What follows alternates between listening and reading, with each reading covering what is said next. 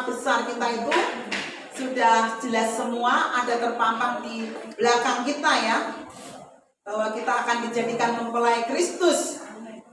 Nah, ini ada tema kecil atau subtema pada sore hari ini. Aku akan memegang engkau dengan tangan kananku. Ya, judul tema pada sore hari ini, aku akan memegang engkau dengan tangan kananku. Ya, puji nama Tuhan ya. Itu gambarnya sebetulnya kurang sesuai ya tangannya, tetapi tidak apa-apa. Yang penting itu tangan Tuhan, bukan tangan yang lain ya kan. Walaupun gambarnya ya dapatnya itu klik ya, puji Tuhan gitu. Tapi yang dimaksud di sini temanya itu aku akan memegang engkau dengan tangan kananku. Nah, akunya di situ tentunya huruf besar ya. Tentunya bukan yang lain yang akan memegang kita, tetapi yang akan memegang kita dengan kanannya itu adalah Tuhan sendiri yang akan memegang dengan tangan kananku ya. Kenapa disebut di sini tangan kanan? Kenapa Ibu Ruth kok enggak tangan kiri saja?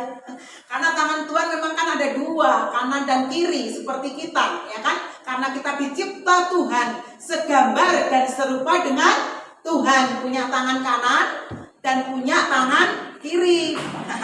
Karena ada mengandung arti. 1, 2, 3. Janganlah takut, sebab aku menyertai engkau. Janganlah bimbang, sebab aku ini Allahmu.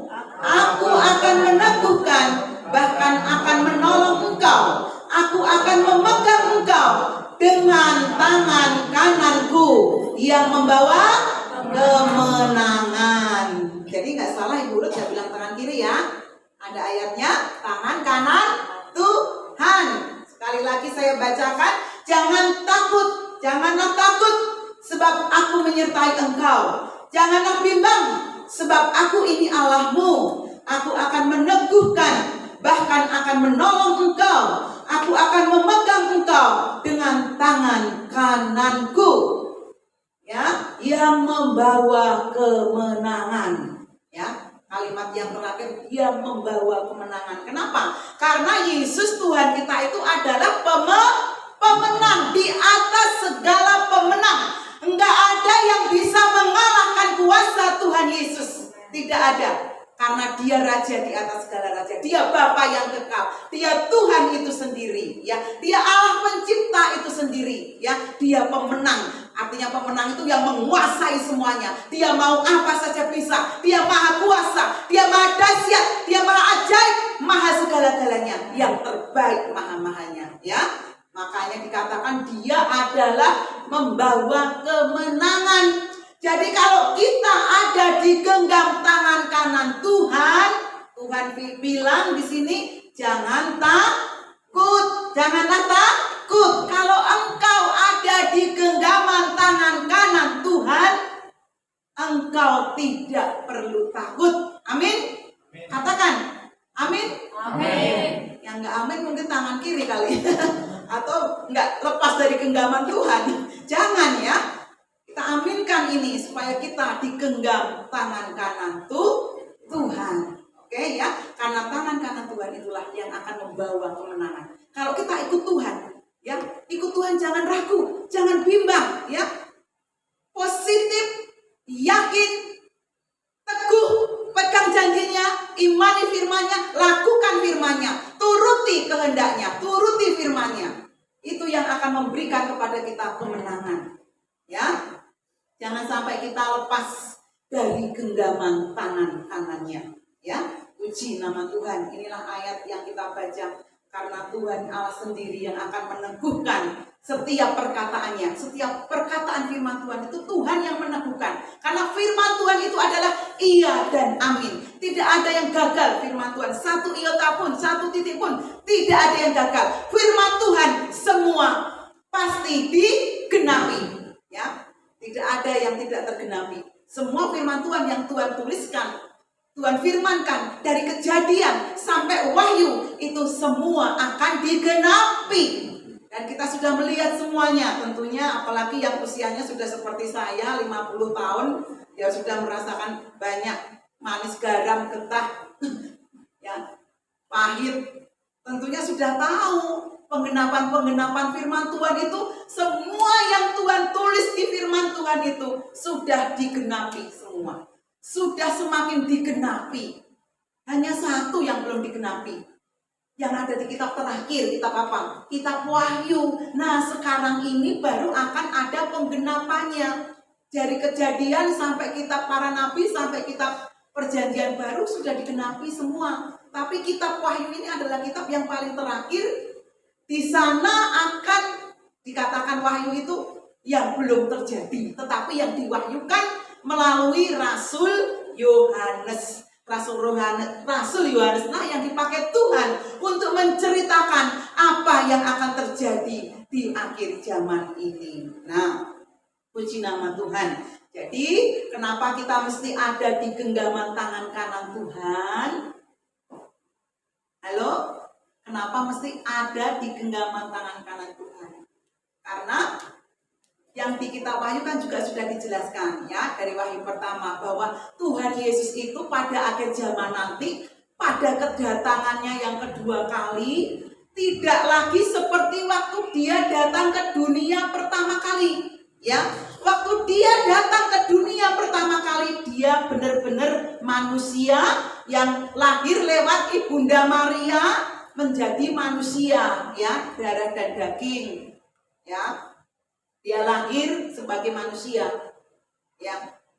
Tetapi kedatangan Tuhan yang kedua ini tidak seperti itu lagi, bukan manusia darah dan daging lagi, ya, bukan menjadi manusia lagi. Dia akan menjadi raja di atas segala raja, bahkan dikatakan menjadi mempelai pria bagi siapa yang menjadi gereja Tuhan, menjadi mempelai-mempelainya Kristus, ya. Dan Tuhan akan datang di akhir zaman ini, ya, akan melayani kita menjadi imam besar yang agung, yang akan datang dengan penuh kemuliaan. Jadi kita harus waspada dan mengerti, karena mungkin selama ini mindset kita Tuhan Yesus itu sini nggak ada gambarnya, ya, puji Tuhan. Oh, ada itu di sana gambar kedatangan Tuhan. Nah, itu yang menggambar itu karena pelukis, ya, pelukis itu menggambarkan. Yang ada di belakang sana ada gambarnya tentang kedatangan Tuhan. Kalau zamannya Tuhan Yesus, zaman dulu itu belum ada potret, belum ada foto, apalagi HP, nggak ada. Kalau sekarang sedikit-sedikit sedikit-sedikit pencet, sedikit-sedikit tag. Zaman dulu belum ada kamera, belum ada foto, ya. Jadi kenapa ada gambar Tuhan Yesus, ada lukisan Tuhan Yesus, pas baru lahir sudah dilukis sama pelukis zaman dulu, bahkan pelukis terkenal. Yesus terangkat ke surga karena murid-muridnya menyaksikan, oh kira-kira gambar Yesus itu seperti itu. Kira-kira bayi Yesus itu seperti itu, digambarkan, diceritakan, difilmkan, ya kan? Jadi sekarang ini sampai dari dulu sampai sekarang ini kita itu melihat gambaran Tuhan itu seperti yang di foto-foto gambar ini. Itulah Tuhan Yesus, ya. Kalau orang Tionghoa, Yesusnya dibikin sipit karena yang melukis orang Tionghoa. Kalau di bule sana rambutnya dibikin pirang, nah itu pelukis yang di belakang itu bule yang lukis. Jadi rambutnya dibikin pirang. Kalau yang melukis orang Jawa dibikin kulitnya sawo mateng. Jadi beda-beda kan lukisan Tuhan Yesus. Ada yang rambutnya dibikin gondrong, ada yang rambutnya setengah gondrong begini, ada yang jenggotnya sampai ke sini, ada yang cuma ke sini. Itu tergantung apanya? Pelukisnya, ya, pelukisnya, ya. Makanya nanti jangan sampai terjebak, jangan sampai ketipu, jangan sampai keliru ketika Tuhan datang. Jangan kita punya mindset nanti Tuhan akan seperti yang saya lihat di film, yang ada di foto-foto, yang tertempel di dinding-dinding. Tidak. Penampilan Tuhan nanti kedatangannya seperti yang ditulis di kitab Wahyu, ya, yang pernah berjumpa face to face dengan Tuhan. Tahan nggak kira-kira? Musa tidak tahan waktu face to face dengan Tuhan, ya. Rasul Paulus sendiri waktu dia berjumpa secara pribadi melihat wajah Tuhan, dia sampai silau, sampai seperti tersungkur mati, sampai matanya buta. Itu kalau melihat yang aslinya Tuhan itu kayak apa dahsyatnya. Bukan seperti yang kita lihat di foto, di lukisan, bukan. Nanti kalau datang di akhir zaman nggak seperti itu lagi. Kedatangannya, caranya sama di awan-awan, tapi wajahnya Yesus itu jangan dikira seperti yang di foto itu. Ya, karena di sana sudah ada yang menyamar. Wih, sekarang Mesias sudah lahir lagi loh. Wajahnya mirip Tuhan Yesus yang di foto-foto itu. Ada kemarin kan sampai heboh ya. Itu Mesias palsu, makanya jangan terheboh ya dengan wajah yang ada di foto, di dinding dan lain sebagainya. Kita heboh harus mempelajari firman Tuhan yang tertulis di kitab Wahyu itu nanti. Tuhan yang akan datang di akhir zaman, yang tampil sebagai imam besar agung, yang tampil sebagai raja di atas segala raja, yang tampil sebagai mempelai pria surga, yang tampil dengan keagungannya, kedahsyatannya, kemahakuasaannya, kehebatannya yang luar biasa, yang belum pernah kita lihat, belum pernah kita saksikan, ya. Karena nanti kedatangan Tuhan yang kedua ini seluruh dunia akan gempar, ya. Yang tidak percaya kepada Yesus akan meratap. Itu ditulis di Alkitab. Begitu dahsyat sampai seluruh dunia tahu. Ya. Kalau dulu waktu naik ke surga kan yang menyaksikan murid-muridnya. Tetapi nanti waktu datang di awan-awan itu seluruh dunia akan tahu. Jadi nggak seperti waktu wujudnya waktu dia terangkat itu. Nanti akan beda wujudnya Tuhan. Ya, cahayanya, kedahsyatannya, kemahakuasaannya, hebatnya luar biasa.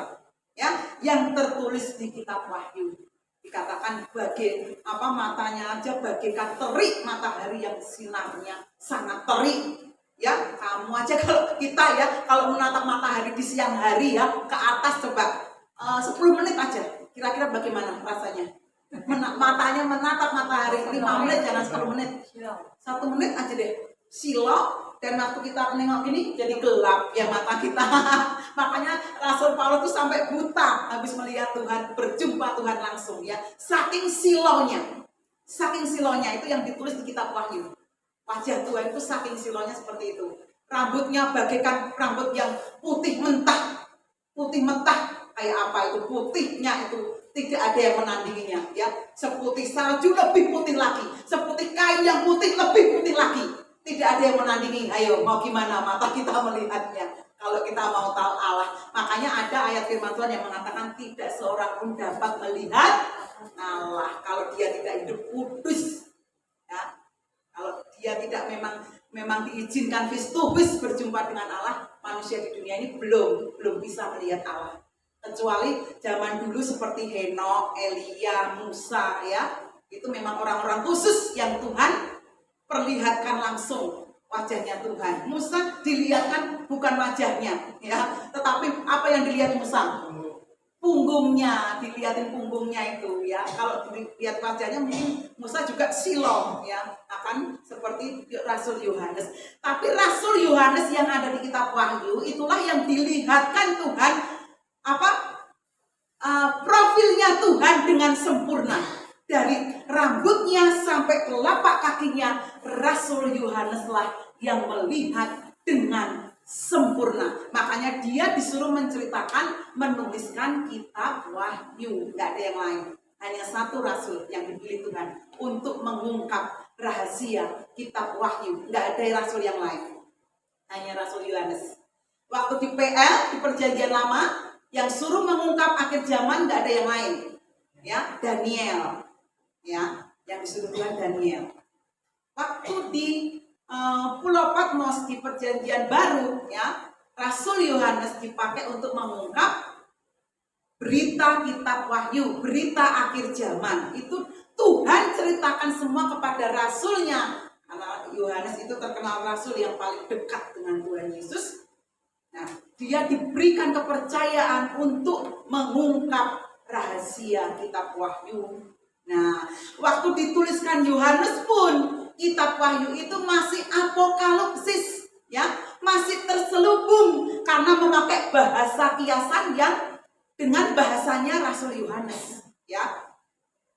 Nah, kalau kita tidak memahami kitab Wahyu ini akan tidak paham. Kalau kita tidak mau belajar, tidak mau mengupas, tidak mau menyelidik, tidak mau tanya Tuhan ini artinya apa, ya kita tidak tahu. Tetapi ketika kita mau belajar, maka kita itu akan diberi hikmat oleh Tuhan, diberikan pewahyuan dari Tuhan untuk mengerti rahasia firman Tuhan ini di akhir zaman. Nah, jadi penampilan Tuhan Yesus tadi yang memegang kita dengan tangan kanannya yang dahsyat itu, nanti dia akan tampil sebagai raja di atas segala raja yang memberikan wewenang, ya, Tuhan yang maha dahsyat, tapi akan mengutus, ya kalau yang diutus dulu Yusuf, Daniel, terus di kitab perjanjian baru Yohanes. Nah, di akhir zaman ini yang untuk mengungkapkan rahasianya yang masih terselubung,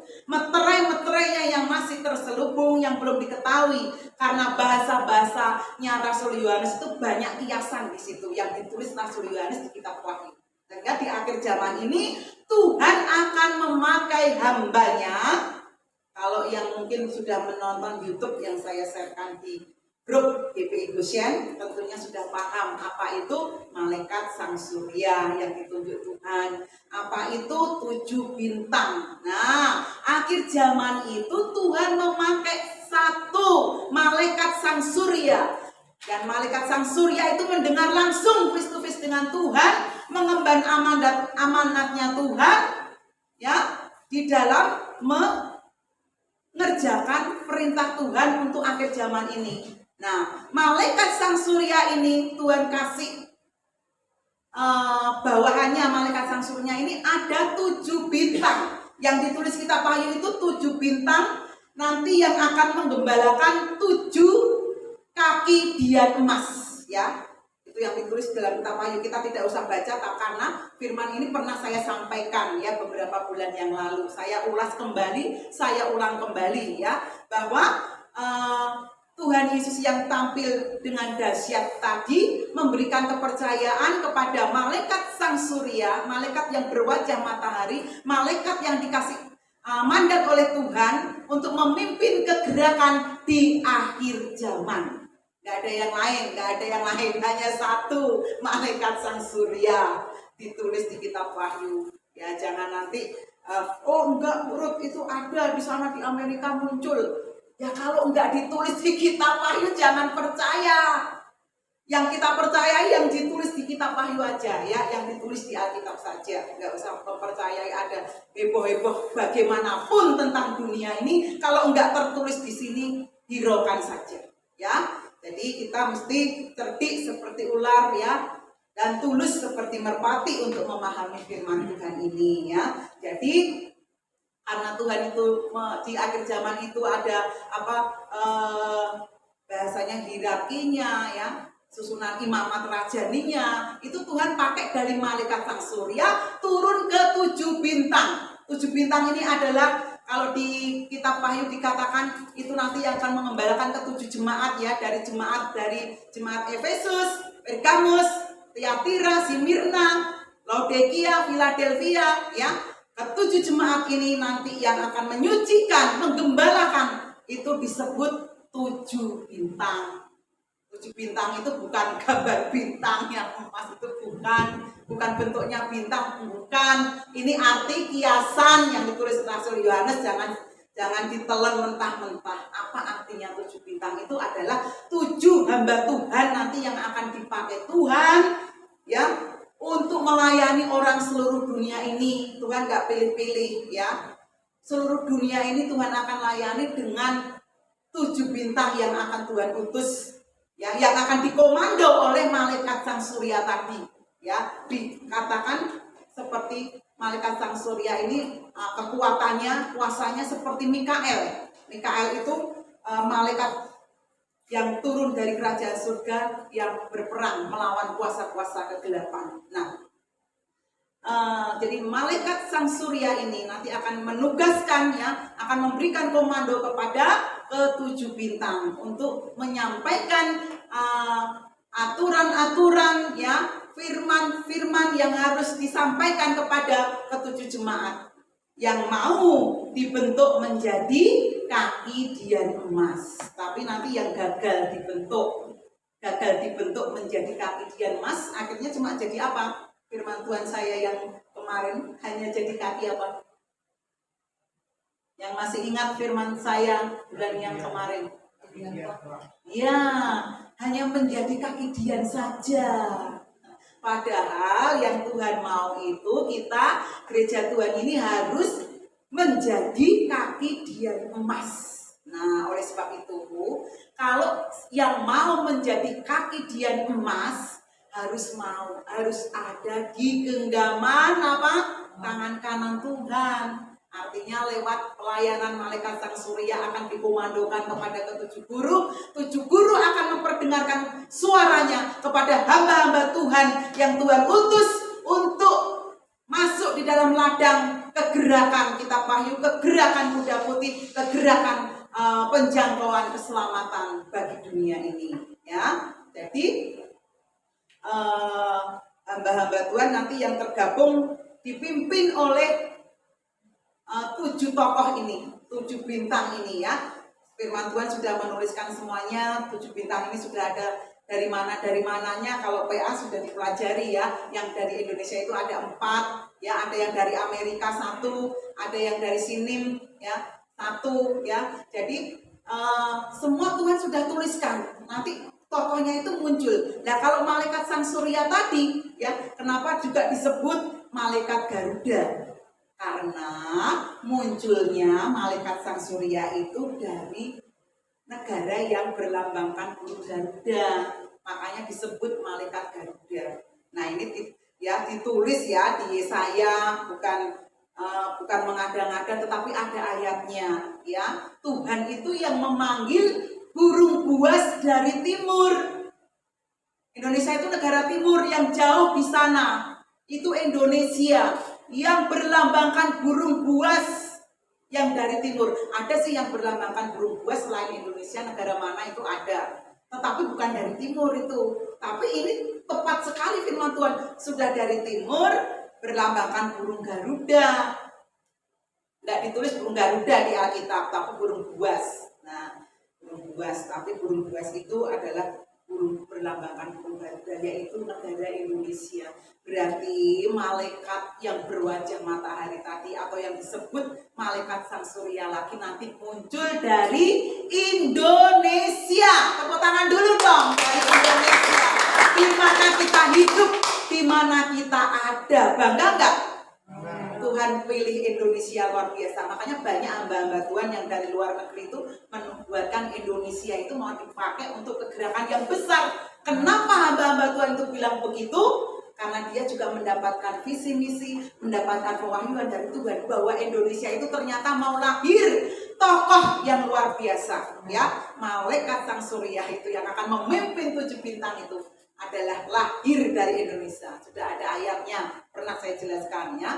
Kalau saya jelaskan semua nanti panjang ayatnya, nggak usah saya baca, saya jelaskan saja ya. Tapi itu ada ayatnya ya. Itu Yesaya 46 ayat 9 sampai 11 itu bahwa tokoh itu di Tuhan ambil muncul dari Indonesia, negara yang berlambangkan burung buas yaitu Indonesia. Dan ada 7 bintang itu juga nanti yang keempat juga dari Indonesia. Luar biasa ya. Luar biasa ya kitab ini ya. Kalau memilih dia tepat, dia sebutkan loh. Dari Amerika 1, dari Sinim 1, dari Indonesia 4, ya kan? Nah, dari mana itu 1 kurang 1 lagi? Dari Eropa 1. Puji sudah belajar, jadi Puji hafal. Ya, jadi Puji hafal ya. Tokoh-tokohnya dari Indonesia 4. Ya, nanti siap-siap aja ya nanti melihat kegerakan yang besar di Indonesia ini. Karena ada tokoh-tokoh yang akan muncul di Indonesia itu. Tokoh-tokohnya yang sudah ditulis di kitab Wahyu dan di kitab-kitab yang lain. Baik kitab Mika, Yesaya, Daniel ya. Sudah membuatkan semuanya. Bahkan akan digenapi ini semua. Nah, orang kalau nggak ada di jalur pemberitaan kitab Wahyu ya nggak tahu akhir zaman itu kita dituntun siapa, nggak tahu. Padahal kalau kita ngerti raja di atas segala raja, tahu kebenaran zaman dulu ya, zaman dulu orang Majus itu dituntun siapa? Ketika dia bisa berjumpa dengan raja di atas segala raja, yang nuntun siapa? Bintang kan? Bintang itu sebagai petunjuk keselamatan untuk mengenal Tuhan. Orang Majus itu dikasih petunjuk bintang sampai dia bisa berjumpa dengan Yesus. Kita kalau mau berjumpa dengan Yesus yang nanti aslinya di sana, juga Tuhan kirim petunjuk bintang juga, tapi bukan bintang yang dilihat orang Majus, bukan. Bintangnya itu nanti manusia, hamba Tuhan yang dipilih Tuhan.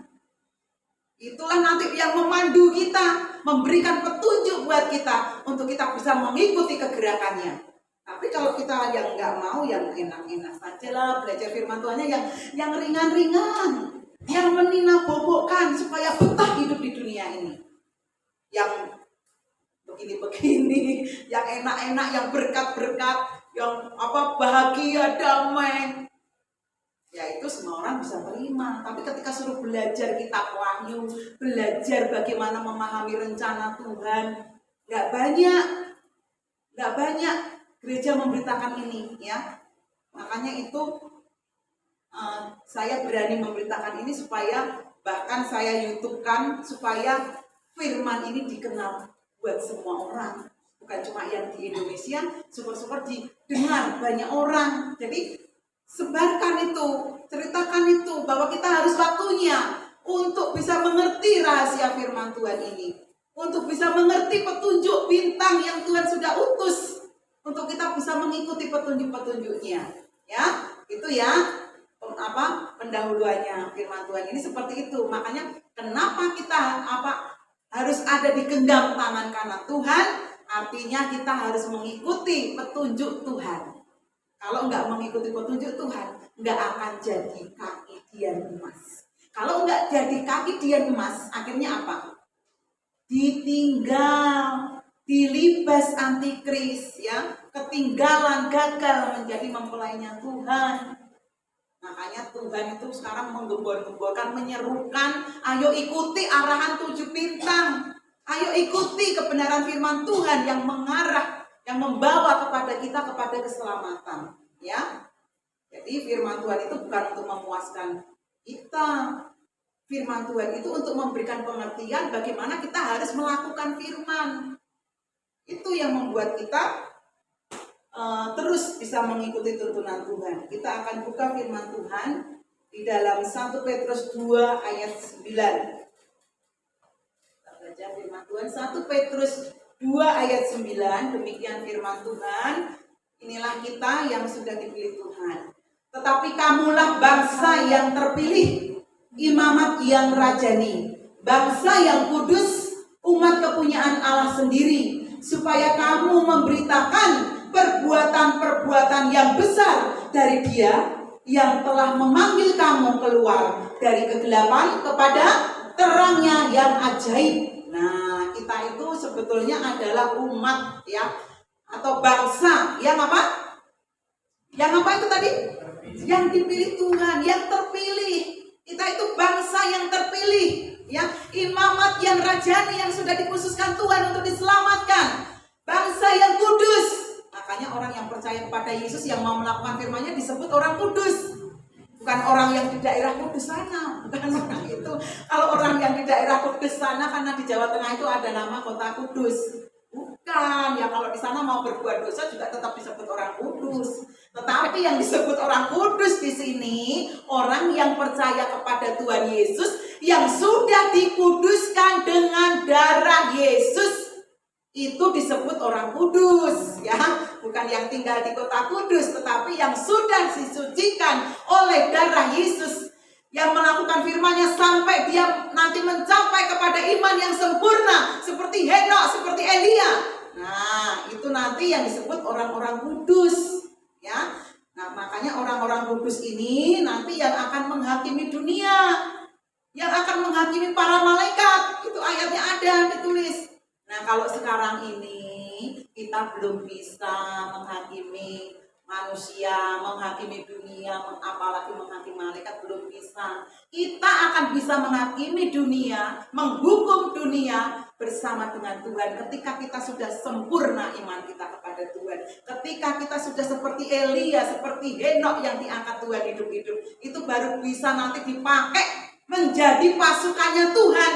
Makanya ada ayat yang mengatakan Tuhan datang dengan beribu-ribu pasukannya, dengan beribu-ribu orang kudus. Ada itu ayatnya. Lain kali saya bukakan. Ya. Nah, itu orangnya, kan kita langsung berpikir ya, itu orang-orangnya dari mana ya? Dari surga loh Tuhan nanti datangnya bersama dengan orang-orang kudus. Dari surga loh, bersama dengan orang-orang kudus yang nanti akan menghukum bumi ini. Karena Tuhan datang nanti bukan seperti waktu dia datang pertama kali, tetapi dia akan menyatakan penghukuman bagi orang yang tidak mau percaya kepada Tuhan. Nah, orang-orang kudus ini akan menjadi pasukannya Tuhan yang akan bersama-sama menghakimi bumi. Itulah yang ditulis di Alkitab itu seperti itu. Kalau sekarang kita belum bisa menghakimi bumi. Ya. Nanti kalau sudah sempurna seperti yang dikatakan ini, baru itulah ayat ini digenapi. Nah, kita itu adalah imamat yang rajani, kembali kepada 1 Petrus dari umat kepunyaan Allah sendiri, supaya kamu memberitakan. Di sini tugas kita itu apa? Memberitakan apa di situ? Perbuatannya yang besar dan dari Dia yang telah memanggil kamu keluar dari kegelapan kepada terangnya yang ajaib. Loh, kita berarti tidak boleh tinggal diam loh. Harus apa di situ ayatnya? Harus apa Bu Endah? Harus memberitakan. Memberitakan apa? Memberitakan, oh itu Bu Urut mau jual bakso tahu. Bukan itu beritanya ya. Bukan itu ya. Beritanya itu dikatakan di situ tadi perbuatan-perbuatan yang besar dari Dia. Nah, kalau beritanya tadi kok ada 7 bintang, kok ada tokoh yang akan muncul dari Indonesia, itu berita yang dahsyat ajaib tidak? Nah, itu yang harus kita beritakan. Kebenaran firman Tuhan, rahasia firman Tuhan, itulah perbuatan Dia yang besar, yang dahsyat ajaib itu yang harus kita ceritakan. Jangan mendengar firman Tuhan dari sini keluar nggak diceritakan sama yang lain. Tolong ceritakan. Itu coba lihat Bu Ruth dan Pak Iyer, tahu nggak akhir-akhir ini memberitakannya aneh loh, yang belum pernah saya dengar. Bu Ruth memberitakan tentang malaikat sang surya, Bu Ruth memberitakan tentang ke-7 bintang. Ayo kita sana, ikutin. Nah, itu kan baru memberitakan perbuatan-perbuatan yang besar. Ya, itu harus kita ceritakan kepada banyak orang. Jangan kita tahu sendiri. Ini saya selamat sendiri. Itu namanya egois. Kalau tahu, ceritakan supaya mereka juga selamat, supaya mereka juga maksudnya mengerti arah ya, mengerti tuntunan bintang nantinya ya, sehingga kita boleh menjadikan impian yang emas yang direncanakan Tuhan di dalam hidup kita ya. Kemudian Roma 12 ayat 2, ini ayat yang tidak asing lagi, tetapi ini membawa pengertian yang wawasan kita supaya lebih luas lagi, memberikan arti yang sangat luas ya. Sekalipun ayat ini mungkin sudah luar kepala hafal ya. Roma 12 ayat 2. Janganlah kamu menjadi serupa dengan dunia ini, tetapi berubahlah oleh pembaharuan budimu, sehingga kamu dapat membedakan manakah kehendak Allah, apa yang baik, yang berkenan kepada Allah, dan yang sempurna. Nah, dan jelas sekali kita itu jangan menjadi serupa dengan dunia. Kalau orang dunia dengan berita begini ikutin, dengan berita yang menakutkan ikutin, dengan berita yang miring-miring ikutin. Mindset pikiran kita, pola pikir kita harus diubah. Jangan seperti orang dunia berpikir, ya. Jangan kita mau dibelokkan oleh pengajaran-pengajaran, oleh ilah-ilah dunia, oleh hal-hal yang mempengaruhi pikiran kita. Biarlah firman Tuhan itu yang akan mempengaruhi pikiran kita. Amin. Amin. Supaya pikiran kita itu murni terarah kepada Tuhan ya. Karena di dunia ini sekarang aneh-aneh karena kecanggihan teknologi ya kan. Karena waduh luar biasa, yang mau ditanam chip di kepala, yang lain-lain. Wah itu biarkan saja. Yang mau pakai juga biarkan saja. Kita tidak usah bahas itu ya. Yang kita bahas kebenaran firman Tuhan yang murni. Kalau kita bahas yang begitu-begitu malah pusing, malah jadi takut ya kan. Nggak usah, biar aja, karena itu kecanggihan teknologi. Biar mereka nikmatilah yang mau menikmati. Kita akan menikmati firman Tuhan saja. Kita jangan berpolakan seperti orang dunia. Dikatakan kamu jangan serupa dengan dunia ini. Tetapi kalau kamu mendengar yang seperti itu, sudah anggap angin yang berlalu, yang berarti hanya firman Tuhan. Itu saja, udah, itu anggap aja ya, udah memang itu kecanggihan teknologi, memang itu sudah zamannya, memang itu harus begitu, memang itu diarahkan untuk nanti yang ketinggalan, ya biarin aja, karena kita berusaha jangan menjadi yang ketinggalan.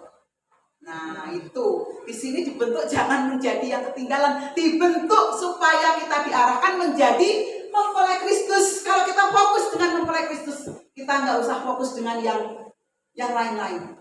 Ya, kita fokus saja ini aja, menjadi mempelai Kristus. Ya, itu saja yang Tuhan mau ya. Jadi Roma 12 ini menerangkan jangan seperti orang berpikir orang dunia, tetapi biarlah pembaharuan budimu itu ada. Jadi kalau kamu bisa memperbarui budimu, yang kamu pikirkan itu adalah firman Tuhan, yang kamu pikirkan bagaimana supaya saya menjadi mempelainya Tuhan, bagaimana saya bisa hidup kudus, bagaimana saya bisa seperti Yesus ya. Mungkin ada yang berpikir dalam hatinya, ya Bu, mana bisa seperti Yesus. Loh itu yang mencipta lagu itu pakai firman Tuhan. Yang mencipta laguku mau sepertimu Yesus, disempurnakan selalu. Kita itu kalau mau seperti Yesus harus mau semakin hari disucikan, disempurnakan supaya kita sempurna seperti Yesus. Karena kalau nggak sempurna seperti Yesus nggak bisa diangkat. Kalau banyak dosa, sedikit dosa aja nggak bisa, apalagi banyak dosa. Berat dengan dosa nggak bisa terangkat, nggak bisa diangkat. Harus seperti Yesus, kudus, ya, hidup kudus. Sekarang ini tinggalkan yang macam-macam, yang tidak kudus jangan dilakukan.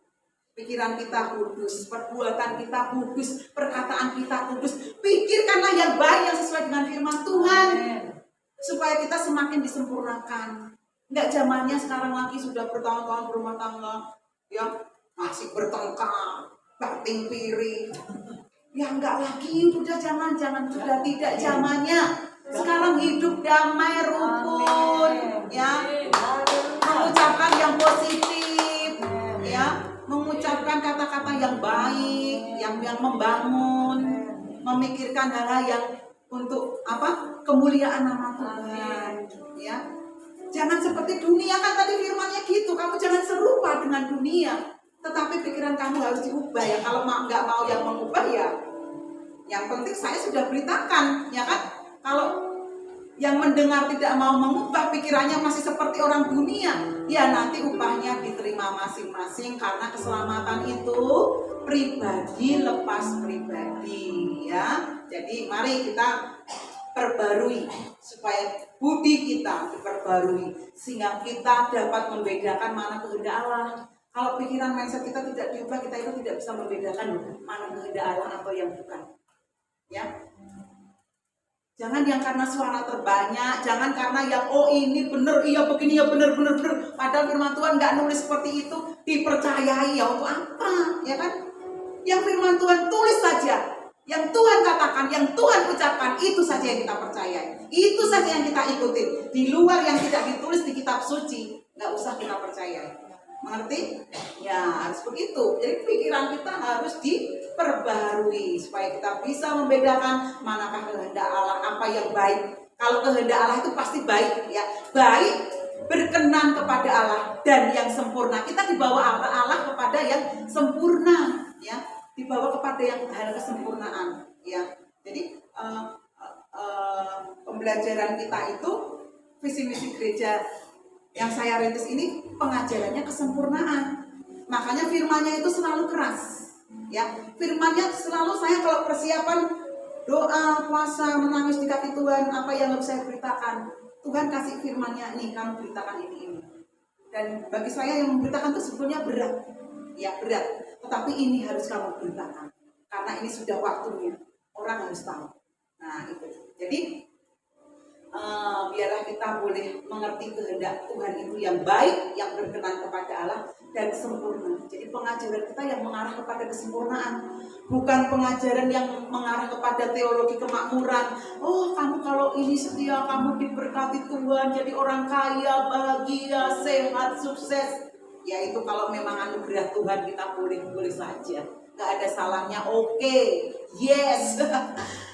Tetapi kalau firman-Nya yang hanya meninabobokan seperti itu, tidak tahu berita akhir zaman, tidak tahu bagaimana kedatangan Tuhan, tidak mau tahu, cuek dengan keadaan sekarang ini, santai-santai saja, yang penting gereja, yang penting kasih perpuluhan, yang penting, akhirnya ketinggalan.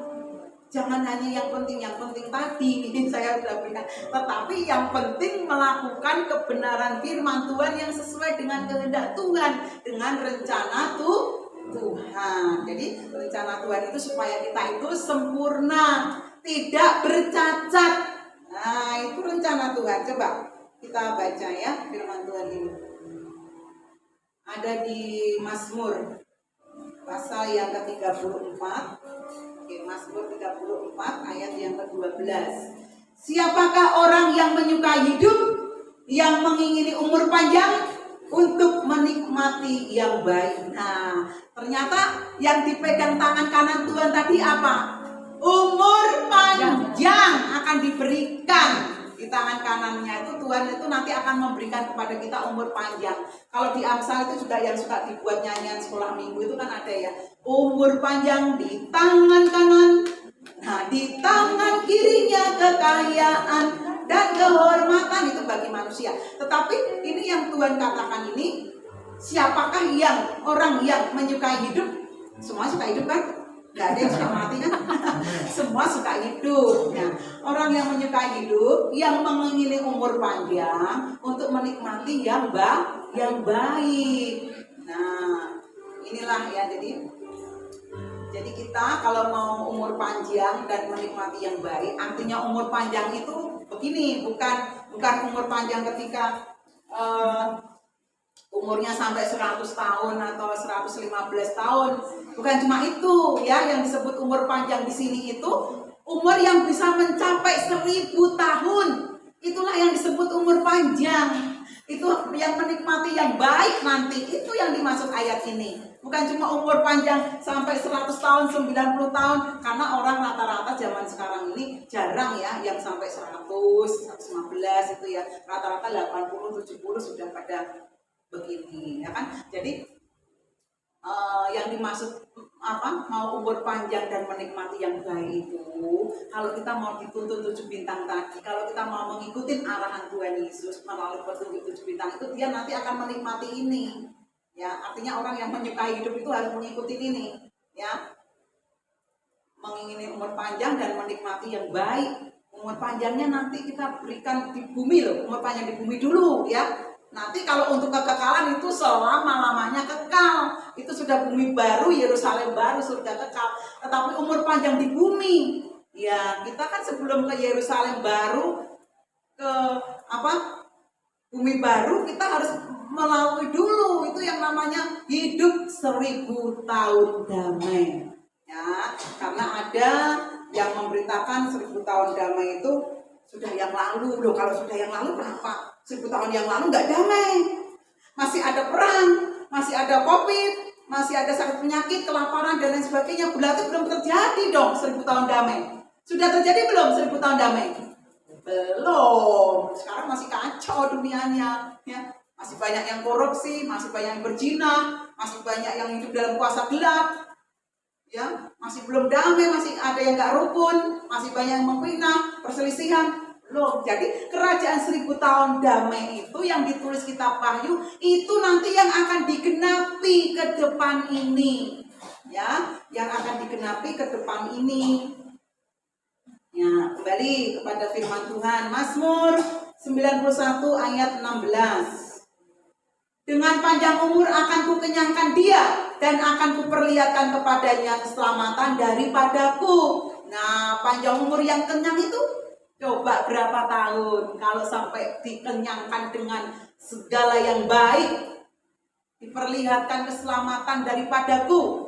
Ya itu panjang umur, nanti kita masuk 1000 tahun damai di bumi. Jadi 1000 tahun damai itu masih di bumi, lamanya 1000 tahun bersama dengan Tuhan Yesus. Nah itu umur panjang yang benar ya, bukan umur panjang yang biasa, oh iya sampai ini ya 115 ya umur panjang, bukan yang itu dimaksudnya ya. Yang dimaksudkannya itu umur panjang, ya itu boleh juga masuk ya. Salah satunya itu, tapi andai kata diberikan umur yang pendek tetapi dia melakukan firman, dia hidup dalam kebenaran, nanti akan dibangkitkan Tuhan masuk kerajaan 1000 tahun damai. Inilah yang akan dikenyangkan Tuhan. Ya, kalau cuma 100 tahun nggak kenyang, masih pengen lagi kan hidup? Sudah dikasih 100 tahun, pasti masih pengen. Nah, kalau sampai 1000 tahun damai, kenyang nggak kita? Ini yang disebut dikenyangkan, ini ayatnya, ku kenyangkan dia dan akan kuperlihatkan kepadanya keselamatan daripadaku. Ini kerajaan 1000 tahun damai. Kalau di dunia 100 tahun tuh nggak kenyang. Ada yang takut mati, nggak mau mati, berarti belum kenyang. Tapi kalau sudah 1000 tahun damai yang raja di atas segala rajanya Tuhan Yesus itu, kita dikenyangkan. Karena pemerintahan Tuhan Yesus nanti damai, bebas dari setan, setan diikat selama 1000 tahun damai. Kita bebas dari sakit penyakit, bebas dari kesedihan apapun, kelaparan apapun, gak ada, damai. Makanya disebut 1000 tahun damai. Di bumi belum terjadi, nanti akan terjadi. Makanya kita harus belajar. Kapan terjadinya? Mari ikut PA setiap hari Jumat supaya mengerti kapan terjadinya. Oke ya. Puji nama Tuhan. Yang berikutnya Amsal 3 ayat 16. Udah. Pengkhotbah 8 ayat 13. Nah, ini Pengkhotbah 8 ayat 13 menuliskan, tetapi orang yang fasik tidak akan apa? Beroleh kebahagiaan. Dan seperti bayang-bayang ia tidak akan panjang umur nih, karena ia tidak takut terhadap apa? Hadirat Allah. Oh enggak, Bu Ruth. Itu buktinya orang yang nggak kenal Tuhan di dunia sana, yang tidak percaya Yesus, itu bahagia loh, burut, mobilnya banyak, rumahnya kayak istana, wah makanannya serba, pokoknya tinggal pencet sudah tersedia di meja. Apa nggak bahagia itu, burut? Bukan itu maksudnya, bukan bahagia yang seperti itu, ya kan? Bukan, itu belum tentu bahagia kok, ya kan? Nah, yang disebut di sini, tetapi orang yang fasik tidak akan beroleh bahagia. Orang fasik itu tidak akan mendapat bahagia karena nanti dia tidak dimasukkan ke kerajaan yang dikenyangkan tadi. Tidak akan masuk menikmati kerajaan 1000 tahun damai ya. Tetapi orang fasik tidak akan beroleh kebahagiaan, dan seperti bayang-bayang ia tidak akan panjang umur. Nih, orang fasik tidak panjang umur. Jadi bukan orang fasik yang nanti enggak, burut, itu enggak di dalam Yesus loh, tapi umurnya sampai 150 tuh. Hebat ya. Tapi dia enggak percaya Yesus loh. Berarti salah dalam firman Tuhan ini. Bukan itu, makanya artinya yang disebut di sini. Ia akan panjang umur. Itu waktu kita masuk kerajaan 1000 tahun damai itu, kita nanti kasih panjang umur dan kebahagiaan karena damai. Kalau orang fasik tidak akan masuk ke situ. Makanya ya kalau yang sekarang ini kan orang fasik, silahkanlah menikmati kebahagiaannya, kebahagiaan semu ya kan, kebahagiaan yang hanya sementara ya kan. Nah, tapi panjang umurnya paling juga cuma berapa ya kan. Tapi kalau kita itu bahagia sekali karena akan dikasih panjang umur sampai dikenyangkan berapa tadi di bumi? 1000 tahun damai. Percaya? Amen. Yang percaya lambaikan tangan. Yang mau hidup 1000 tahun. Amen. Yang gak angkat tangan berarti gak mau hidup 1000 tahun. Udah gitu aja. Oke. Efesus 6 ayat 1 sampai 3. Ya, ini sebetulnya firman Tuhan untuk kita semuanya, dan mungkin spesial sebetulnya hari ini mau ada jiwa baru. Saya siapkan ayat spesial ini, tetapi nggak kelihatan apa di bawah. Efesus 6 ayat 1 sampai 3.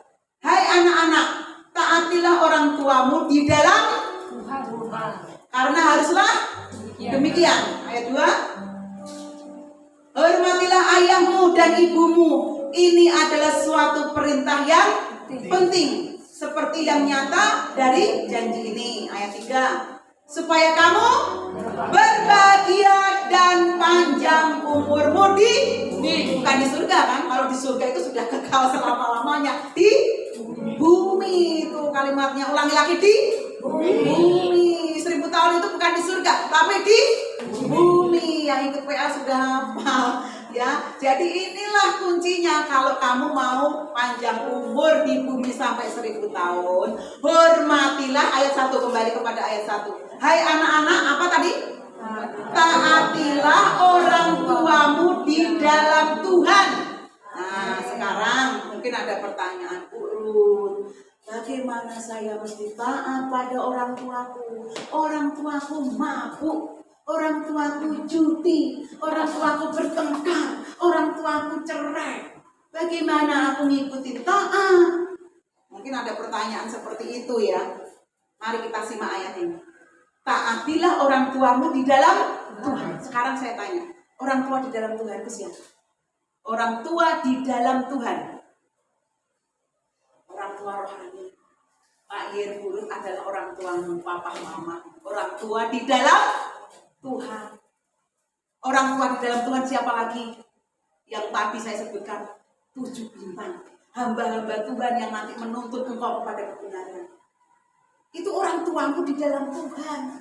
Ya, orang tuamu di dalam Tuhan. Jadi kalau orang tuamu ada yang selengah-selengah yang kayak tadi saya sebut tadi, udah biarin saja. Tetapi kamu juga tetap harus menghormati orang tua secara jasmani. Terlebih orang tua secara rohani. Dua-duanya orang tua di sini yang Tuhan maksud 2. Ya, versinya ada 2. Baik orang tua yang di dalam Tuhan, baik orang tua yang asli secara lahiriah. Orang tua kita semuanya harus kita hormati, ya. Terutama ayat ini ngomong yang di dalam Tuhan. Nah kalau di luar Tuhan ya karena mereka belum mengerti firman. Maklum, tapi kalian harus juga tetap menghormati, harus tetap menghargai, harus tetap hormat. Walaupun kamu nggak akan taat sepenuhnya, karena kalau orang mentaati yang tidak ngerti firman, jangan-jangan misalnya ayahnya perampok, pencuri, terus anaknya disuruh ikut-ikutan berbuat jahat. Nah itu nasihatnya ayahnya kan, katanya taatilah orang tuamu. Tapi kan ada komanya ini, di dalam Tuhan. Jadi jangan salah ya kan. Misalnya kalau ada anak orang tuanya perampok apa, disuruh, yuk bantu ayah yuk, rampok toko emas yuk. Ya jangan ikuti, kalau ikuti itu bukan di dalam Tuhan itu ya. Jadi ngerti ya, itu orang tua tapi bukan di dalam Tuhan. Kalau orang tua yang di dalam Tuhan itu orang tua yang mengerti firman Tuhan, yang sudah di dalam Tuhan itu, yang sudah mengerti kebenaran firman Tuhan itu yang harus kita taati dan kita hormati. Kalau kamu mau panjang umur di bumi, kalau berarti kalau kamu mau masuk kerajaan 10 tahun itu kuncinya. Taatilah orang tuamu di dalam Tuhan. Ya. Jadi orang tuanya ada 2 tadi ya, orang tua secara rohani dan orang tua secara jasmani yang di dalam Tuhan. Kalau di luar Tuhan nggak usah dipertanyakan ya. Nah, seperti nyata dari janji ini ayat yang kedua. Ini anak-anak perhatikan ya, kita harus menghormati ayah dan ibu. Hormatilah ayahmu dan ibumu. Ya, mungkin ayah kita nggak seperti yang kita inginkan, ya nggak sebagus yang kita inginkan, tapi tetap dia namanya ayah, dia namanya papa, dia namanya ibu. Harus apa? Hormatilah, harus menghormati, ya harus menghormati ayah dan ibu. Ya ini suatu perintah yang penting seperti nyata dari janji ini ayat ketiga. Supaya kamu apa? Berbahagia dan panjang umurmu di bumi. Ya, saya puji Tuhan. Saya kalau kasih kesaksian bukan orang lain. Saya punya mama papa sendiri. Saya itu sekarang sudah nggak ada orang tua, sudah yatim piatu, sudah nggak punya mama dan papa. Tetapi saya senang sekali, sudah plong, sudah lega karena orang tua saya meninggal semua di dalam Tuhan. Dan meninggalnya, ya puji Tuhan, aku di situ artinya di tangan saya. Ketika ibu saya sakit, saya nungguin di rumah sakit selama 2 minggu. Saya ada di sisinya yang selalu membacakan Alkitab dan mendoakan ibu, mengajak nyanyi sampai dia menghembuskan nafas terakhir. Tuhan pimpin saya untuk mengantar ibu lebih dekat kepada Tuhan. Jadi saya sudah lega karena mama saya meninggalnya di dalam Tuhan. Ketika papa saya meninggal juga, ya ini ada anak saya, ada suami saya, disaksikan semuanya. Ketika kita itu kunjung liburan ya, kita itu dipersiapkan ya. Puji juga mungkin ikut waktu itu yang menyaksikan. Kita itu dipersiapkan memberikan perjamuan kudus yang terakhir buat ayah saya. Jadi ayah saya meninggalnya di dalam Tuhan, sudah percaya kepada Yesus. Jadi aman ya, jadi aman karena nanti dia dibangkitkan orang yang meninggal di dalam Tuhan ya, sudah diselamatkan ya. Jadi sewaktu orang tua saya, ayah dan ibu saya masih hidup ya, mungkin saya karena ya kehidupannya dulu saya kan belum punya anak gitu ya, masih ya masih gadis lah ya. Misalnya kalau ibu saya misalnya pengen apa, saya ada di Bandung ya, saya kirim ya kan untuk jajan ibu. Jadi ya saya telepon ya.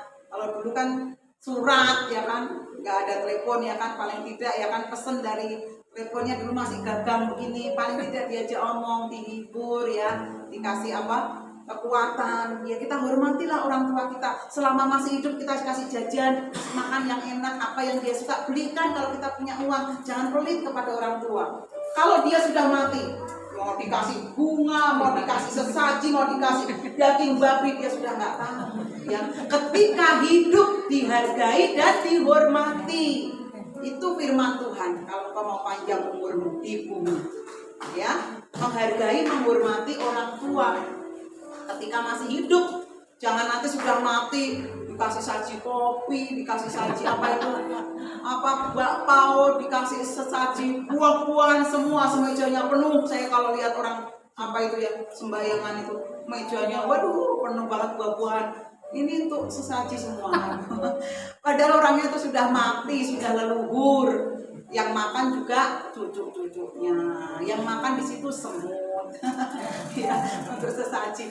Mumpung masih hidup, kasihlah dia yang terbaik. Jangan ketika mati dia sudah percuma lah. Kalau mati dikasih-kasih itu nggak ada. Karena orang mati sudah tidak ada hubungannya dengan orang yang hidup. Ya, saya katakan ini firman Tuhan loh yang menulis. Orang mati sudah tidak ada hubungannya dengan orang yang hidup. Jangan dikasih-kasih makan orang mati ya. Kasihkan aja yang kelaparan itu daripada untuk kasih yang orang mati ya. Kasihkan yang masih kelaparan, masih banyak itu kasih, supaya kamu melakukan firman. Jangan kasih yang sudah mati. Waktu orang tua kita masih hidup, kita hargai dan kita hormati, supaya ini apa? Panjang umur, berbahagia dan panjang umur. Itu ya, baik panjang umur sekarang waktu ini, juga waktu yang akan datang kita mendapat bagian kerajaan 1000 tahun damai. Amin. Ayat yang berikutnya, 1 Korintus 6 ayat 1 sampai 3. Jangan 1 Korintus 6 ayat 1 sampai 3. Apakah ada seorang di antara kamu yang jika berselisih dengan orang lain berani mencari keadilan pada orang-orang yang tidak benar dan bukan pada orang-orang kudus? Nah ini berhenti sampai ayat di 1 dulu ya. Jangan kita mendengar nasihat orang fasik, itu di Mazmur juga ditulis. Ini di 1 Korintus 6 ayat 1 juga ditulis. Kalau kamu punya masalah, punya perselisihan, punya masalah, punya apa, jangan mencari keadilan pada orang-orang yang tidak benar atau kepada orang fasik. Nanti nasihatnya malah menjerumuskan karena dia tidak penuh dengan hikmat Tuhan. Kalau ada masalah, ada apa, datangnya kepada orang-orang kudus. Datangnya kepada hamba Tuhan, ya. Jangan menceritakan semua masalah kepada orang yang tidak mengerti kebenaran firman. Kalau orang itu tidak suka malah dicemooh, ya kan?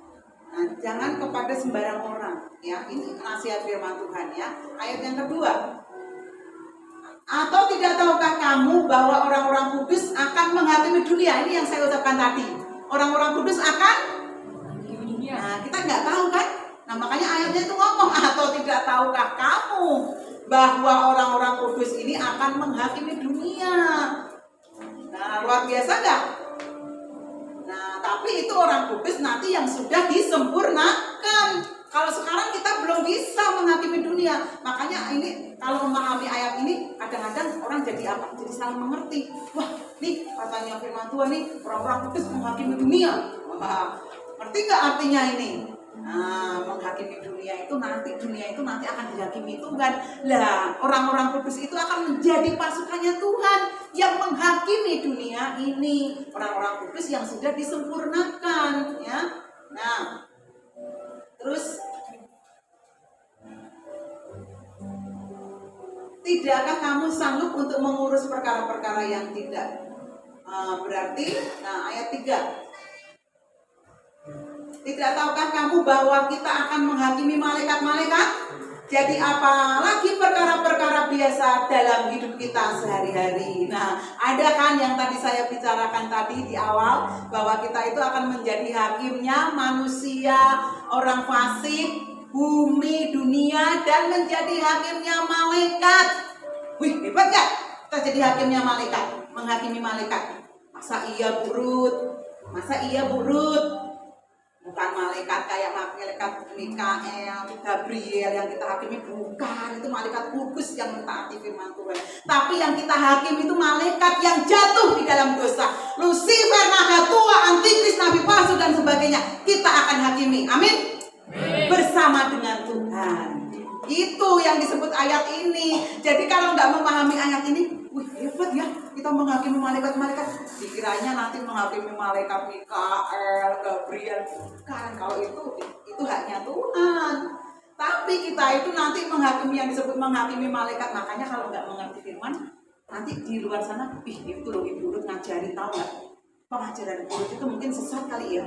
Pengajaran burut itu ya, katanya kita itu harus menghakimi malaikat-malaikat loh. Ya padahal ini ada ayatnya. Makanya dipahami dulu yang disebut menghakimi malaikat-malaikat itu malaikat yang jatuh dalam dosa. Lucifer, naga tua, antikris. Apalagi sebutannya nabi palsu. Di akhir zaman nanti itu nanti yang akan kita hakimi bersama dengan Tuhan. Bumi ini nanti kan dihakimi dengan 21 malapetaka, 7 meterai, 7 sangkakala, 7 bokor murka Allah. Itu yang dipakai siapa? Untuk mengebom bumi ini, untuk mengasih 21 malapetaka itu. Itu adalah tadi 7 bintang tadi. Makanya kalau kita melihat kitab Wahyu, kita membaca penunggang kuda putih, penunggang kuda merah, penunggang kuda hitam, kuda kelabu, itu siapa penunggang-penunggangnya coba? Penunggangnya itu malaikat tadi loh, 7 bintang tadi ternyata yang Tuhan utus melakukan kegerakan-kegerakan menghukum, menghakimi dunia, menghakimi ini para malaikat. Nanti malaikat kan diikat yang 1000 tahun damai, kita hakimi, kita ikat, kita bersama-sama dengan Tuhan. Itu yang disebut menghakimi para malaikat. Jadi hebat kita ya. Hebat Tuhan Yesusnya yang hebat. Jadi apalagi perkara-perkara yang biasa dalam hidup sehari-hari. Kalau kita itu punya visi misinya ke sana, ke depan, ya. Kalau sekarang kita mungkin bahasanya baru, yuk kita usir yuk pembunuh udara. Kalau kita enggak kuat sembahyangnya, jangan main usir-usir setan. Kalah tuh nanti pengalaman. Nah ini tanya Pak Riki, udah mental dia. Jangan coba-coba kalau enggak doa puasanya kuat ya. Enggak dapat kuasa dari Tuhan, musir-musir setan. Kalau yang enggak pakai kuasanya Tuhan kan masih sama kuasanya. Masih temennya. Malah ditendang karena temennya. Tapi kalau pakai kuasa Tuhan Yesus, setan itu akan takut, mental. Setannya Pak yang mental, bukan kitanya. Kalau kitanya berarti kita masih kalah. Ya makanya Pak Riki harus lebih dekat, melekat kepada Tuhan, banyak berdoa, mendekatkan kepada Tuhan, nanti dikasih kuasa betul, bisa mengusir setan, bahkan bisa menghakimi malaikat. Nah itu, puji Tuhan. Ya, udah jelas ya, menghakimi malaikat udah jelas ya. Jangan nanti beritanya di sana, di luar, tahu nggak Ruth ngajari kita untuk menghakimi siapa malaikat dihakimi loh. Mana ada ini ayatnya. Ya makanya datang supaya tahu penjelasannya ya. Jadi yang berikutnya seperti yang pernah saya jelaskan ya, tentang dulu kan pernah saya berfirman ya bulan yang lalu ya, tentang wanita yang berpakaian matahari. Masih ingat ya, wanita yang berpakaian matahari, bulan dan bintang. Nah itu nanti juga jangan beritanya jadi heboh di luar sana ya.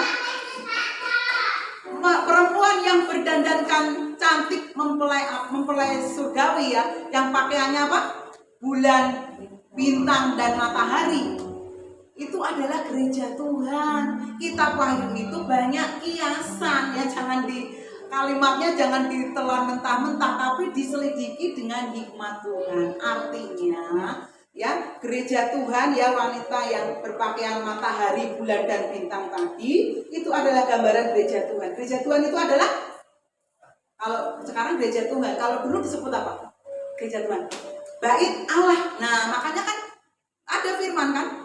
Tidak tahukah kamu bahwa kamu adalah bait Allah, bait Roh Kudus. Allah tinggal di dalam kamu. Makanya kita disebut bait Allah. Nah, rumah Allah begitu. Nah, nanti gereja Tuhan ini gereja Tuhan ini nanti yang akan dipimpin 7 bintang, diarahkan kebenaran firman Tuhan menuju kepada 7 kaki dian emas menjadi kaki dian emas nanti akan mengalami suatu penyucian gereja Tuhan ini akan mengalami penyucian, akan semakin disempurnakan, dan nanti gereja Tuhan ini akan melahirkan. Kalau dulu gereja Tuhan bait Allah itu pribadinya Yesus, pribadinya Maria, perempuannya Maria melahirkan anak laki-laki namanya Yesus. Akhir zaman ini perempuan yang berhubungan matahari, bulan, dan bintang juga akan melahirkan. Sekarang ini sedang mengandung dan akan melahirkan. Nanti akan melahirkan 3 jenis anak. Harus dipahami jangan ditelan mentah-mentah. 3 jenis anak.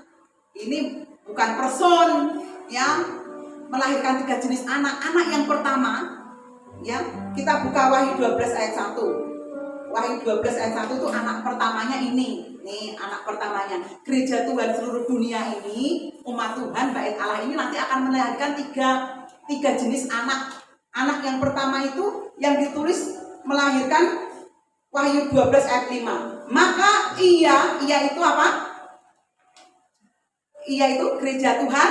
Ia itu gereja Tuhan udah tahu semua Maka ia melahirkan seorang anak laki-laki. Nah, apakah dia melahirkan cengek laki-laki? Oh, ini Bang Gentry. Bukan figur, bukan figur, bukan jegler, bukan oknum, bukan person Ini kiasan, perlambang. Ngerti nggak kiasan? Perlambang. Arti rohaninya gereja Tuhan itu akan melahirkan anak laki-laki itu orang-orang yang disempurnakan seperti anak laki-lakinya itu siapa saja? Adam, anak laki-laki, kan? Tapi Adam kan gagal. Jadi kita jangan buat contoh Adam sekarang. Yesus, anak laki-laki kan? Yang disempurnakan. Siapa lagi? Anak laki-laki. Henok, Elia yang diangkat ke surga contohnya. Nah, gereja Tuhan itu nanti akan melahirkan yang pertama anak laki-laki yang akan menggembalakan semua bangsa dengan gada besi. Kalau melahirkan anak laki-laki Kaleb Kaleb mungkin saat ini belum bisa menggembalakan dengan gada besi, tetapi ini ayatnya seorang anak laki-laki yang akan menggembalakan semua bangsa dengan gada besi. Nah, tiba-tiba ada komanya itu ayat berikutnya, tiba-tiba anaknya itu dirampas dan dibawa lari ke tahta ke Allah dan ke tahtanya. Itu kiasan lagi kalau nggak tahu mumet.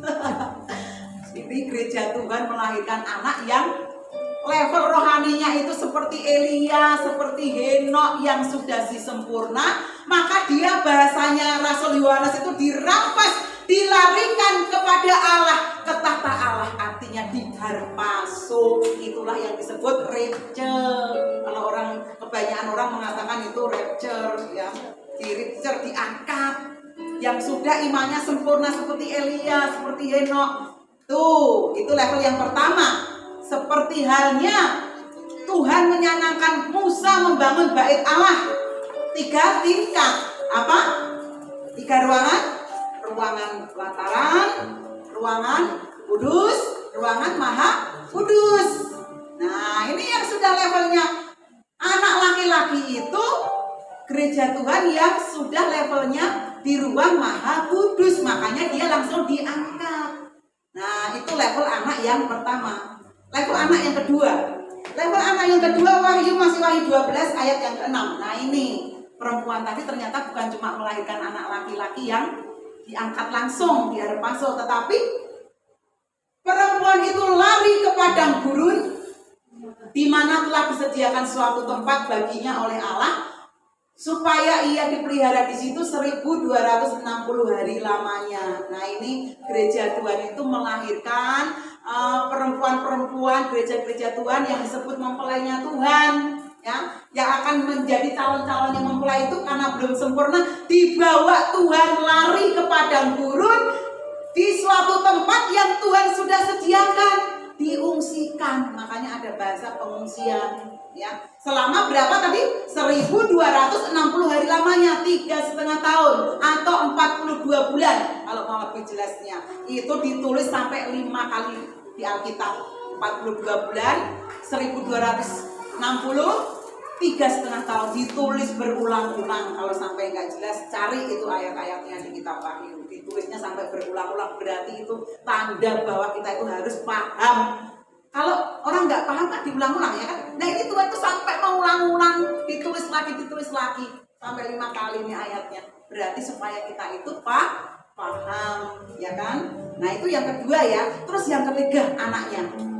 Coba ini yang anaknya yang ketiga ini, bukan person, perlambang, itu semua gereja Tuhan seluruh dunia. Kepada perempuan itu diberikan kedua sayap dari burung. Salah kalau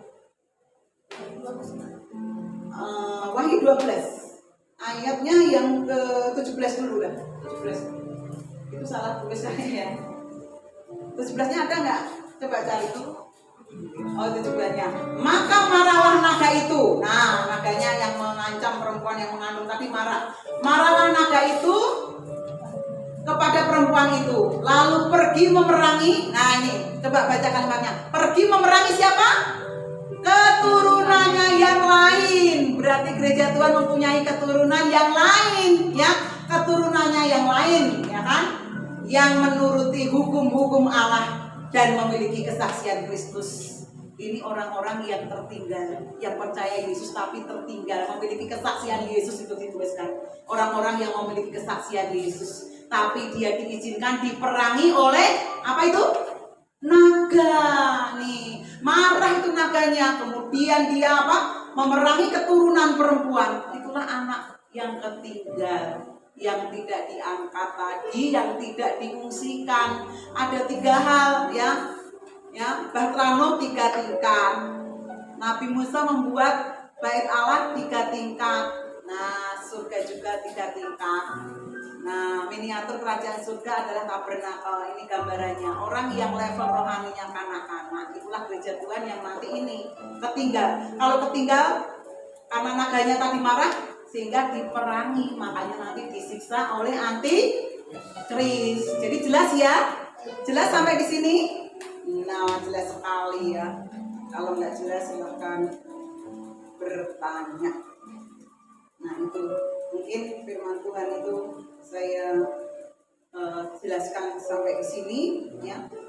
Makanya kita harus perhatikan ya, karena setelah nanti kan ada Paskah terakhir dulu. Kemarin pas Paskah kita sudah beritakan firman-Nya, nanti bakal di akhir zaman ini juga bakal ada Paskah terakhir ya. Dan nanti kelanjutannya ya, setelah terjadinya pengangkatan ya, setelah terjadinya 3 hal tadi ya, setelah malaikat sang surya itu memberikan komando ya, dan ke-7 guru itu atau ke-7 malaikat sedang itu memperdengarkan suaranya. Itu yang kita baca ketika PA di Wahyu 10 kemarin yang datang. Ketika 7 guru itu memperdengarkan suaranya, inilah berita di mana akan terlahir 3 jenis anak yang dilahirkan gereja Tuhan seluruh dunia ini akan terlahir. Itu akan diberitakan. Yang mempunyai tipe kayak Elia, Enok diangkat namanya masuk. Yang mau dijadikan mempelai karena belum sempurna dibawa lari ke padang gurun disempurnakan. Dan yang ketiga yang punya imannya yang kanak-kanak, yang hanya senang-senang saja, yang hanya kayak sistem KTP, tertinggal diperangi oleh naga Mas Antikris. Itulah nanti ada waktunya. Kalau belum diumumkan oleh 7 bintang, belum diumumkan oleh malaikat sang surya ini belum terjadi ya. Terjadinya setelah diumumkan oleh 7 burung 7 bintang ini. Nih loh, akan terjadi sekian. Nanti ada beritanya. Jadi bukan berita kedatangan Tuhan. Banyak kan kemarin tuh heboh, kedatangan Tuhan tanggal sekian, tahun sekian. Padahal kan firman Tuhan mengatakan kedatangan Tuhan itu nggak ada yang tahu, nggak diberitahu, ya kan? Nggak diberikan tahu ini, tapi yang diberitahu itu apa?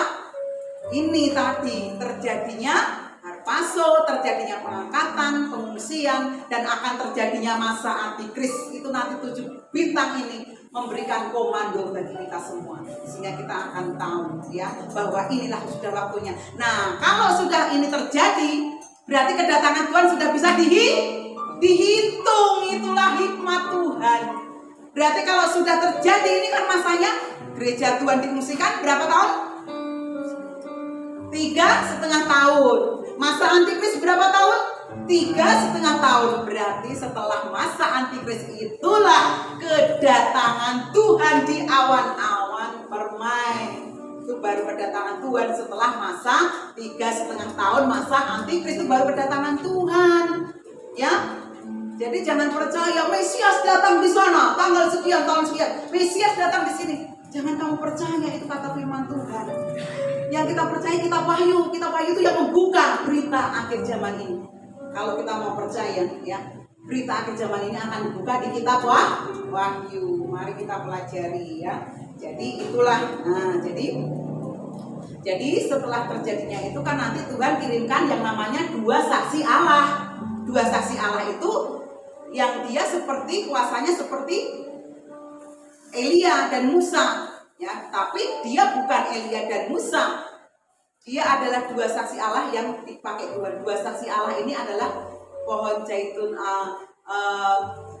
yang tertinggal. Hamba-hamba Tuhan yang kaliber besar tetapi tertinggal ya, karena dia tidak mengikuti arahan 7 bintang tadinya. Jadi karena imannya gagal, tidak menjadi kaki dian emas. Dia cuma kaki dian saja, sehingga dia tertinggal, tetapi masih dipilih Allah menjadi 2 saksi Allah. Jadi 2 saksi Allah itu juga manusia ya, bukan malaikat yang turun dari surga, bukan. 2 saksi Allah itu juga manusia yang Tuhan pilih. Baca itu Wahyu, buka 2 saksi Allah, Wahyu pasal 11. Baca, pahami itu ya. Itu juga manusia, itu hamba Tuhan kaliber. Ya, kalau saya katakan dia internasional, pelayanannya go internasional, keliling dunia juga, tapi kenapa tertinggal? Ya, karena dia tidak menjadi kaki dian, tapi dia masih dipakai Allah untuk apa? Menguatkan orang-orang yang tertinggal. Begitu baiknya Tuhan ya, sudah tertinggal Tuhan masih mau menyelamatkan. Ya, Tuhan masih menyelamatkan dengan diutusnya 2 saksi Allah. Nah, itu ya. Dengan kalau dia tidak menyangkal Yesus, tidak mau terima cap 66, tidak mau menerima tanda kahrama 666 itu, dia tetap selamat walaupun dipenggal, walaupun disiksa, dia nanti tetap selamat masuk surga. Ya, jadi ini untuk menguatkan orang-orang yang ketinggal. Nah, jelas sekali ya firman Tuhan ini. Jadi firman Tuhan ini akan digenapi ya, bahwa Tuhan akan orang-orang kudusnya itu nanti akan Tuhan bangkitkan ya, yang mati di dalam Tuhan akan dibangkitkan ya. Nah, ini kebangkitan orang mati ini setelah masa antikris 3,5 tahun itu baru ada kebangkitan orang-orang yang mati di dalam Tuhan dibangkitkan ya. Makanya mempelajarinya jangan kebalik-balik. Kalau kebalik-balik nanti jadi salah di dalam memahami kebenaran firman Allah. Setelah terjadi harpazo, pengungsian dan 3,5 tahun masa antikris, itu setelah 3,5 tahun berlalu, sudah selesai, terakhir masa antikrisnya, Tuhan kirimkan 2 saksi Allah. Kemudian Tuhan ini membangkitkan orang-orang yang mati di dalam Tuhan dibangkitkan. Kan orang-orang yang di rapture bersama-sama besar-besaran itu dulu yang pertama bangkit dulu, kebangkitan orang mati dulu ya, yang dituliskan di dalam 1 Tesalonika 4 dan 1 Korintus 15 itu ya. Yang mati di dalam Tuhan kemudian dibangkitkan. Kemudian yang di tempat pengungsian tadi disempurnakan, diubah sekejap mata. Yang masih hidup itu yang di padang pengungsian tadi diubah sekejap mata, menyongsong Tuhan di udara, di awan-awan ditulis. Disitulah terjadinya perkawinan anak domba bersama gereja Tuhan. Lamanya berapa hari? 30 hari. Nah, nanti kalau baru mendengar hari ini, nanti jangan bilang turut mengada-ngada lagi. Ada ayatnya. Loh, perjamuan kudusnya, perjamuan kudus. Perjamuan kawin anak dombanya ada loh. Ditentukannya 30 hari. Kenapa ya kalau lama banget ya perjamuan kawin anak domba? Karena di sana Tuhan membagi-bagikan warisannya. Ini untuk Bu Endah, ini rumahmu. Makanya di rumah bapakku banyak tempat tinggal. Ini Pak Ginting bagiamu. Kamu nanti menjadi ini, kamu nanti di sana ini. 30 hari ini pembagian orang-orang yang mau masuk dalam Yerusalem baru sudah Tuhan tunjukkan. Nah, baru kalau udah pembagiannya itu selesai, terjadilah yang namanya perang, ya, perang Harmagedon, dan iblis diikat selama 1000 tahun damai. Baru itulah namanya 1000 tahun damai. Rinci urut kan? Urut firman Tuhan itu jenius. Nggak ada yang bisa melencengkan firman Tuhan. Jenius, urut, tertib cara kerja Tuhan. Ya, sudah dituliskan dengan rinci di kitab Wahyu ini. Ya, jadi itulah rencana Tuhan. Nah, demikianlah firman Tuhan. Nah, kesimpulan firman Tuhan ini ya kita buka ayat sebagai ayat yang terakhir, 2 Petrus 3 ayat 11 sampai 15. Sebagai ayat yang terakhir untuk memberikan kesimpulan supaya kita tetap ada di dalam genggaman tangan kanan Tuhan. 2 Petrus 3 ayat 11. Kesimpulan ya. Kita baca bersama-sama yuk, kesimpulannya udah mau selesai nih. 2 Petrus 3 ayat 11. Jadi jika segala sesuatu ini akan hancur, sedemikian betapa suci dan salehnya kamu harus hidup. Terus 12. Yaitu kamu yang menantikan dan mempercepat apa? Kedatangan hari Allah.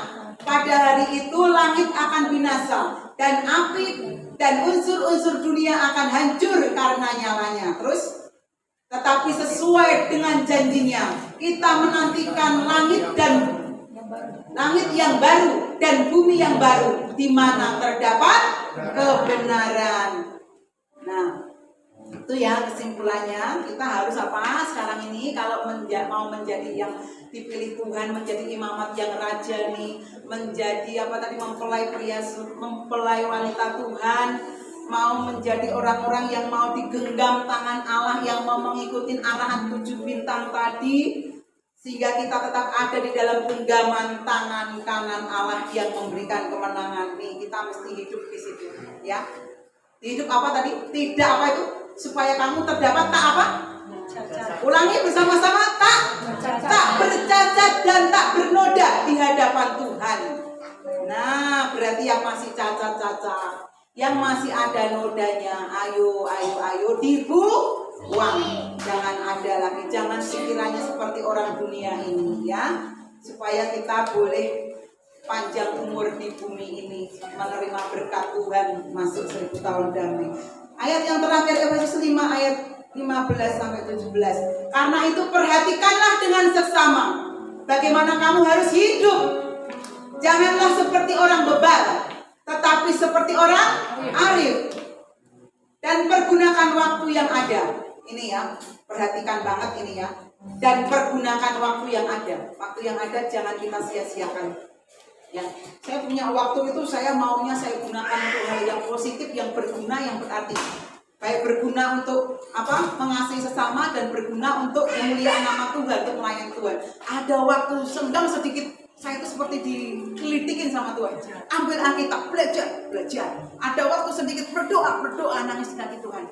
Ada waktu sedikit, ada waktu untuk cari uang, bikin segala sesuatu. Bagaimana caranya mencari uang?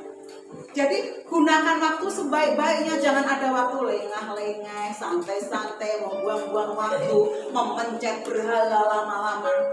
Ya berhalanya di situ ada semua sih. Jadi apa? Menikmati berhalanya itu setan kotak itu ya. Berhala setan kotak HP itu berjam-jam betah banget, tapi disuruh datang hadirat Tuhan baru 10 menit sudah keruget lah. Nggak fokus datang kepada Tuhan. Tapi giliran mencet berhalanya 1 jam juga betah, bahkan lebih dari 1 jam. Hebat nggak kayak gitu? Yang bersorak itu iblis kalau kayak gitu. Makanya di situ pergunakan waktu yang ada, digunakan untuk hal yang positif, yang baik, yang berguna, yang untuk masa depan. Nah itu gunakan dengan sebaik-baiknya, ya. Saya nggak pernah saya itu waktu nyantai lenggang kampung itu, ya. Kok tadi itu malahan hari seharian ini tadi yang nggak berhenti. Aduh, ini kakinya udah keluar, yang mana berdiri sekarang, kerjaan nggak selesai. Sampai Jendri itu tanya, Burun, ayat firman Tuhan yang mana? Aduh maaf Jen, aku belum sempat susun. Udah tak siapkan firmannya, tapi kan belum tak urutkan. Ini kan harus urut kan multimedia ini. Belum sempat nulis, dia kemarin juga seharian kerjaan nggak selesai. Itu malam kemarin pulang dari sini udah jam 10, udah tepar, habis doa, ya udah pikir saya pagi kerjaan nggak selesai. Ya luar biasa ya Tuhan memberi kekuatan. Jadi kita tuh kalau ada waktu jangan, apalagi ya ini Bu Lucy ya, nggak, Christopher udah bisa mainan sendiri, nyuci baju pakai mesin, nggak melayani lain-lain, banyak doa, banyak baca firman, banyak melakukan yang baik. Jangan ada waktu nih setan kotaknya aja yang dibesar-besarkan, pencet sana pencet sini, akhirnya suaminya marah, kenal sana kenal sini nggak jelas. Buang yang seperti itu, Tuhan marah. Banyak untuk kerja, kalau punya waktu, mana suamiku, kasih modal aku, dagang, ya kan, cari uang, bantu suaminya, daripada untuk pencet HP terus, gak ada gunanya itu. Nanti kamu tertinggal, ketika Tuhan perlu datang, diangkat kamu santai-santai mencet HP-nya, tertinggal, tahu-taunya sudah apa? Sudah ketinggalan, asik mencet berhalanya soalnya. Makanya gunakan waktu ini. Firman Tuhan memperingatkan apa? Kesimpulannya, dan pergunakan waktu yang ada, karena hari-hari ini jahat, nggak baik hari-hari ini, jahat. Jadi pergunakan waktu yang baik. Mari kita bangkit berdiri semuanya. Kita akhiri firman Tuhan ini dengan satu pujian. Oh iya, 17-nya ada ketinggalan nih kata Kaleb. Sebab itu janganlah kamu bodoh, ya, jangan jadi orang yang bodoh tadi ya. Tetapi usahakan supaya kamu mengerti kehendak Tuhan. Amin. Mari kita bangkit berdiri.